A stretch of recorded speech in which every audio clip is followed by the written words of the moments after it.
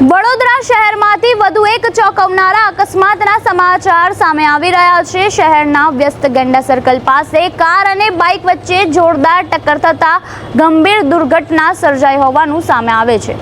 આ અકસ્માતના સમગ્ર સીસીટીવી ફૂટેજ પણ સામે આવી રહ્યા છે। સીસીટીવીમાં દેખાઈ રહ્યું છે કે ચાર રસ્તા પરથી પસાર થઈ રહેલી એક કાર અને બાઇક ધડાકાભેર અથડાય છે અને આ અકસ્માત સર્જાય છે। તેમજ પ્રાથમિક દ્રષ્ટિએ રસ્તો ક્રોસ કરવાની ઉતાવળમાં આ અકસ્માત સર્જાયો હોવાનું સામે આવે છે। તેમજ ટક્કર એટલી જોરદાર હતી કે બાઇક પર સવાર મહિલા અને પુરુષ બંને હવામાં ઉછળી જાય છે।